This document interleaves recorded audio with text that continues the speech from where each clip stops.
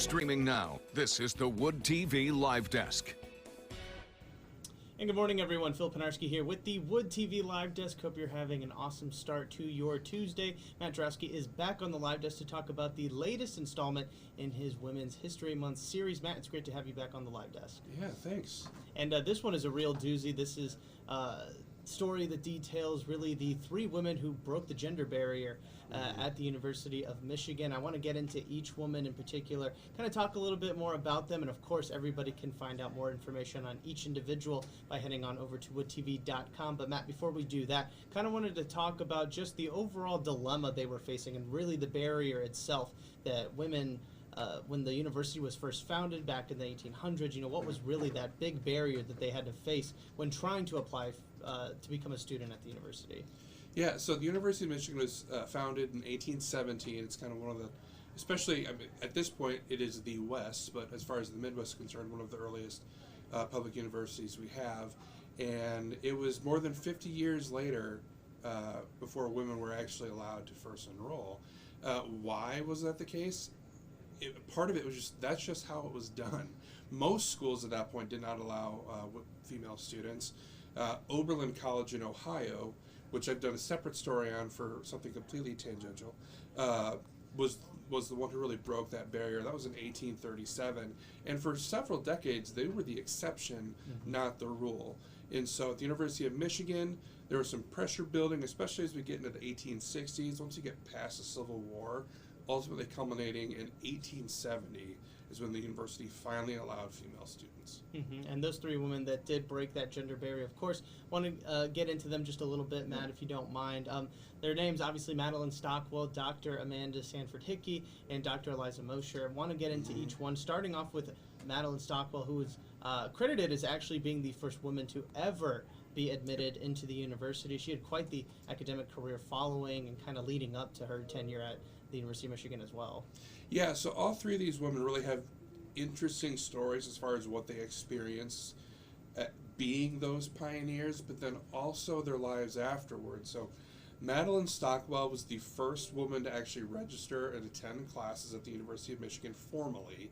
There had been women who had sat in on classes before that, and it was just kind of not really talked about. I know the university's page and their archives, one of the professors, like his daughter, would regularly come to class and just hang out. So that doesn't really count. Madeline Stockwell is considered the first. She applied. I believe the first class was February 2nd of that year. So it was within weeks of the school actually making that announcement where she was actually admitted and started taking classes. Really interesting story. Obviously, a woman being welcomed in this environment. There was a lot of awkward moments, a lot of tense times, because the university allowed that to happen doesn't mean everyone on campus agreed with that decision. In fact, a lot of them, professors included, did not agree with the decision for what they at the time were calling co-education. And so the article kind of delves into what Stockwell experienced and then what she went on to do with her life. She actually, she was from the Kalamazoo area. That's where she resided for a long time. She ended up falling in love with one of her classmates who just happened to sit next to her in one of these classes. They got married. She unfortunately was widowed, and she lived the rest of her life as what she would call a lifelong learner, a voracious reader, making money not just off her inheritance, but using that money into real estate deals and kind of developing really a pretty sizable chunk of wealth there, which she lived her life, did it the way she wanted, and then when she eventually passed away, all that money went to universities, to libraries, and to scholarships to help women get into college. Right now, and of course I want to mention once again that for people who want to know a little bit more about these trailblazing women, they can find all of the information from Matt's story right now on woodtv.com. We've also got links in the description box in the comment section on Facebook. Matt, moving on over now to the next woman, Dr. Amanda Sanford Hickey. She's actually credited with being the first woman to graduate from the university. That's right. And she did it pretty quick after being enrolled into the university as well. Yeah, so and her story is interesting too because she had done previous schooling at a women's college over on the East Coast. So when she was admitted, she only spent 1 year at the University of Michigan studying in their medical program. But so she is considered the first woman to graduate from the university. A very interesting story as far as she was obviously the only woman in her graduating class, but her male classmates didn't really appreciate that. The ceremony was kind of marred by that, and you can read all those details in the story. But going on to just, again, a major impact, not just as far as allowing women in education, but returning to her home in New York, founding her own practice, and then she became a hospital, and providing more space for more women to enter these fields, in her case, medicine. Mm-hmm.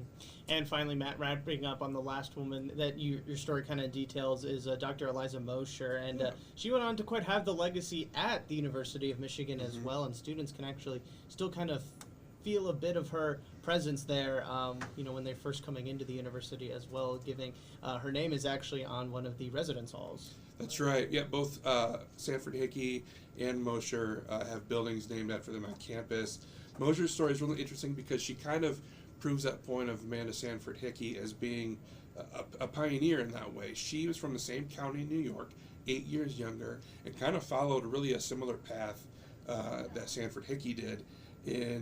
She started at a local hospital, eventually started taking classes at a women's school for medical stuff, and then followed Sanford Hickey to University of Michigan once they were finally able to be admitted. She eventually returned to University of Michigan several years later and served as the school's first Dean of Women, which is a very interesting title, we think, nowadays. But just back then, it's basically someone, now we have all these female students on campus, how can we cater to them? Because so many parts of the university are catered just inherently towards men. So she was the first person to hold that role. Yeah, no, super interesting to know that she kind of was this pioneer and then was able to also return back to the university and help out in much more ways than she had previously done before. Matt, this series has been so great, and I highly encourage anybody who hasn't checked out any of the stories, or if you're missing one of them, they're all on woodtv.com right now. They're all excellent. But this series has been really great, and it actually wraps up coming up this next Sunday. You've got one final piece in the series. Can you talk to us a little bit about that? Give us a bit of a tease.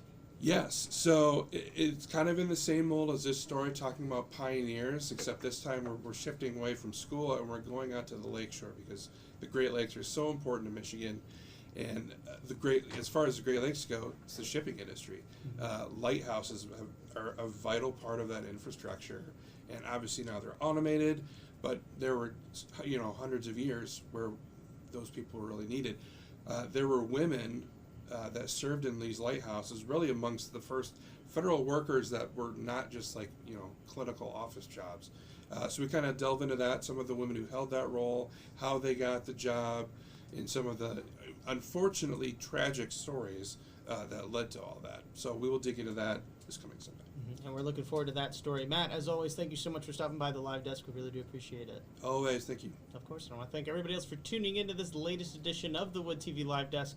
I'm Phil Pinarski, and we hope you have a great rest of your day.